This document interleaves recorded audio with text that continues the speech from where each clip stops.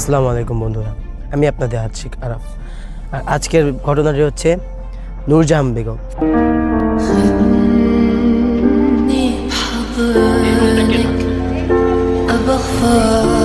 তো মানব সভ্যতার অন্যতম নিষ্ঠুরতার আজকে আরেকটা ধাপ, কারণ এক ছেলে সচিব, আরেক ছেলে প্রফেসর, তাছাড়াও মেয়ে উপরের ফ্ল্যাটে থাকা সত্ত্বেও মা অবহেলায় সে যে ফ্ল্যাটের মধ্যে বদ্ধ ফ্ল্যাটে পচে গলে মরে থাকা একটি ঘটনা।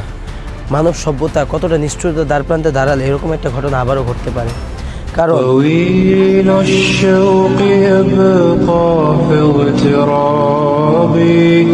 উপরে ফ্ল্যাটে থাকা তার কন্যা সন্তান তার খোঁজ নেয়নি। সে একবারও কল্পনা করেনি যে মাটা কেমন আছে। কি শিখলাম আমরা এটা থেকে, যে এত উচ্চ শিক্ষায় শিক্ষিত হওয়ার পরও মা বাবাকে অবহেলা করব? আমাদের সমাজ কি শিক্ষা নেবে? তাই অবশ্যই আমাদেরকে এই ঘটনা থেকে শিক্ষা নেওয়া উচিত এবং এই বিষয়ে অবশ্যই পদক্ষেপ নেওয়া উচিত, যেন যে ঘটনাটা নূরজাহান বেগমের সাথে ঘটেছে এটা অন্য কারোর সাথে না ঘটে এবং সব সন্তানদেরই তার মা বাবার প্রতি আরও কর্তব্যবান হওয়া উচিত। আমি আপনাদের আছিক আরাফ, দেখাবো অন্য কোনো ভিডিওতে। Tata, bye bye.